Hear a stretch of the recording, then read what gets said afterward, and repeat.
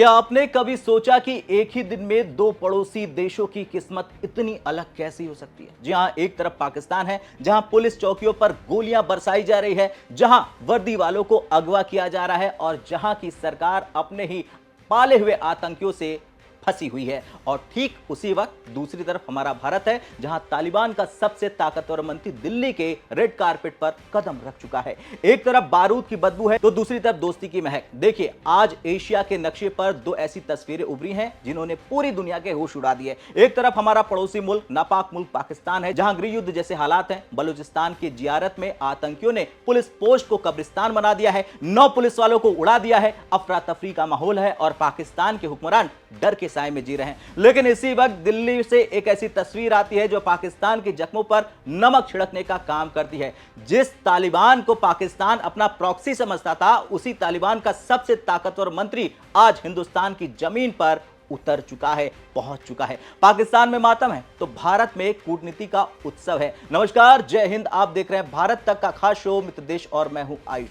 आज की इस मेगा रिपोर्ट में हम बात करेंगे पाकिस्तान की उस नाकामी की जिसने उसे अपनों की नजरों में गिरा दिया। कैसे पाकिस्तान अपने ही खोदे गड्ढे में गिर गया है और भारत कैसे बिना एक गोली चलाए अफगानिस्तान में अपनी बादशाहत कायम कर रहा है। देखिए, सबसे पहले बात करते हैं उस खूनी रात की जिसने पाकिस्तान को हिलाकर रख दिया। बलूचिस्तान का जियारत जिला, रात के सन्नाटे में दर्जनों भारी हथियारों से लैस हमलावरों ने एक पुलिस पोस्ट को घेर लिया। यह कोई आम हमला नहीं था, यह एक सीधा युद्ध था। घंटों तक गोलियां चलती है, नतीजा 9 पुलिस अधिकारी मारे जाते हैं। पाकिस्तान के हमलावर इतने बेखौफ थे कि उन्होंने 8 जवानों को अगवा तक कर लिया। गौर करने वाली बात यह है कि यह हमला उस इलाके में हुआ जिसे पाकिस्तान सुरक्षित मानता था। बलूच लिबरेशन आर्मी यानी बीएलए और अन्य उग्रवादी गुटों ने अब सीधे राज्य की सत्ता को चुनौती देना शुरू कर दिया है पाकिस्तान की। और पाकिस्तान की सेना जो खुद को दुनिया की बेहतरीन सेनाओं में से एक बताती है, वो अपने ही पुलिस वालों को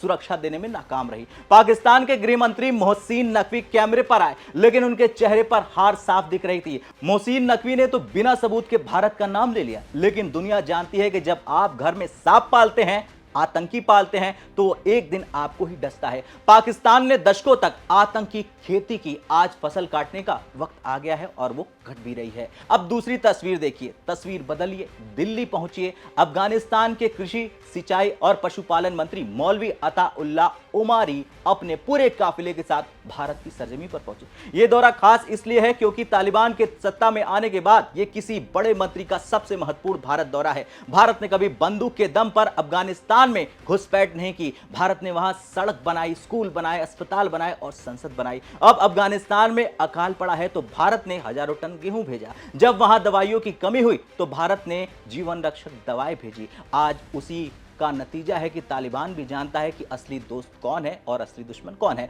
पाकिस्तान ने सोचा था कि तालिबान के आने के बाद भारत का पत्ता अफगानिस्तान से साफ हो जाएगा, लेकिन आज पासा पलट चुका है। पाकिस्तान और तालिबान के बीच डूरंड लाइन को लेकर युद्ध जैसा हालात है, जबकि भारत और तालिबान कृषि और निवेश की बातें कर रहे हैं, व्यापार की बातें कर रहे हैं। अब एक तरफ पाकिस्तान की सेना बलूचिस्तान में अपने ही लोगों पर बम बरसा रही है, जिससे वहां असंतोष की आग भड़क गई है। दूसरी तरफ भारत है जो क्षेत्रीय स्थिरता के लिए दुश्मनों के साथ भी बातचीत का रास्ता खुला रखता है। पाकिस्तान अपनी राजधानी से चंद 100 किलोमीटर दूर सुरक्षा नहीं दे पा रहा है। भारत अपने पड़ोसियों के लिए सुरक्षा का केंद्र यानी सिक्योरिटी प्रोवाइडर बन चुका है। पाकिस्तान दाने दाने को मोहताज है, IMF के सामने कटोरा लेकर खड़ा है। भारत अफगानिस्तान जैसे देशों को आर्थिक मदद और निवेश का ऑफर दे रहा और निवेश कर भी रहा है। अफगानिस्तान की जनता पाकिस्तान से नफरत करती है क्योंकि पाकिस्तान ने उनके देश में अस्थिरता फैलाई। वहीं अफगान जनता भारत को अपना बड़ा भाई मानती है। अब सवाल यह है कि क्या बलूचिस्तान दूसरा बांग्लादेश बनेगा? देखिए, इतिहास खुद को दोहरा रहा है।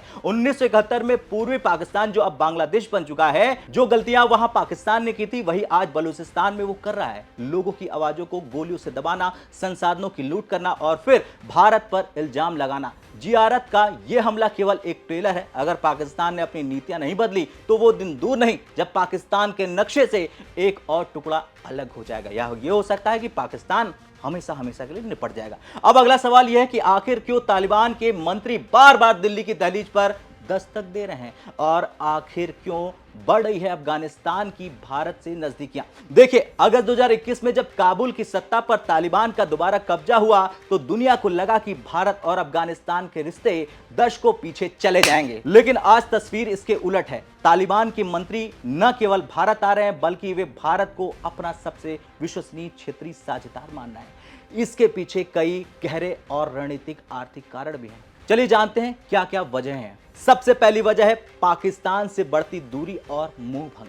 तालिबान के भारत की ओर झुकने का सबसे बड़ा कारण पाकिस्तान के साथ उनके बिगड़ते संबंध हैं। पाकिस्तान ने सालों तक तालिबान का समर्थन इस उम्मीद से किया था कि काबुल में उसके बैठने के बाद वहां एक प्रो पाकिस्तान सरकार होगी। लेकिन हकीकत में डूरन लाइन, सीमा विवाद और टीटीपी यानी पाकिस्तान तालिबान के मुद्दे पर दोनों देशों के बीच युद्ध जैसे हालात बन गए।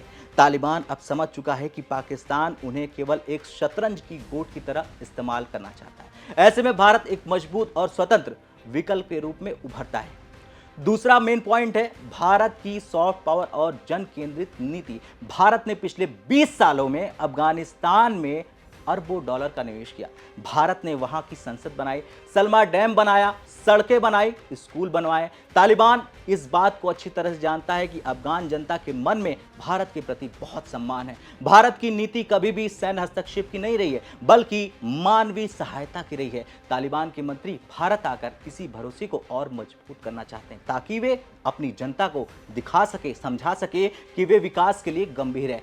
तीसरा पॉइंट है आर्थिक संकट और पुनर्निर्माण की जरूरत अफगानिस्तान में। जहां अफगानिस्तान आज एक गहरे आर्थिक संकट और अकाल जैसी स्थिति से गुजर रहा है। अमेरिका और पश्चिमी देशों ने उन पर बैन लगा रखे हैं और उनके पैसों को, संपत्ति को फ्रीज कर दिया है। ऐसे में अफगानिस्तान को निवेश और तकनीकी सहायता की बहुत जरूरत है। भारत दुनिया की मजबूत अर्थव्यवस्था है। तालिबान चाहता है कि भारत अफगानिस्तान में रुके हुए प्रोजेक्ट को दोबारा शुरू करे और वहां के बुनियादी ढांचे को सुधारे और निवेश भी करे। हाल ही में अफगान कृषि मंत्री का भारत आना इसी दिशा में एक बड़ा कदम है, ताकि कृषि और सिंचाई के क्षेत्र में भारतीय एक्सपर्ट्स का लाभ उठाया जा सके। चौथा है मानवीय सहायता का सेतु। जी हां, जब पूरी दुनिया ने अफगानिस्तान से मुंह मोड़ लिया, तब भारत ने हजारों टन गेहूं, जीवन रक्षक दवाएं, चिकित्सा उपकरण और कोविड-19 वैक्सीन की खेप भेजी। भारत की इस एड ने अफगानिस्तान प्रशासन के मन में भारत के लिए एक विशेष स्थान बना लिया। तालिबान के अधिकारी अक्सर भारत की इस निस्वार्थ मदद की तारीफ करते हैं और इसी सिलसिले को आगे बढ़ाने के लिए वो दिल्ली का रुख करते हैं। खैर, कुल मिलाकर आज का दिन साफ मैसेज दे रहा है। आतंकवाद और नफरत की राजनीति करने वाला मुल्क पाकिस्तान आज खुद अपने ही बुने जाल में फंस गया है। वहीं विकास और मानवता की राजनीति करने वाला भारत आज पूरे दक्षिण एशिया का नेतृत्व कर रहा है। तालिबानी मंत्री का दिल्ली आना और बलूचिस्तान में पाकिस्तान की हार, हमला, ये बदलते वक्त की आहट है। पाकिस्तान को अब तय करना होगा कि क्या वो भारत पर झूठे आरोप लगाता रहेगा या अपने घर में लगी आग को बुझाएगा। भारत तो आगे बढ़ चुका है, क्या पाकिस्तान डूबने के लिए तैयार है? और आपसे अंत में मेरा एक सवाल है, क्या पाकिस्तान पर और भी ऐसे हमले हो सकते हैं जिस तरह से आज हुआ? कमेंट में जरूर बताएं। कल फिर से मिलते हैं मित्र देश के अगले वीडियो में। तब तक के लिए जय हिंद, जय भारत।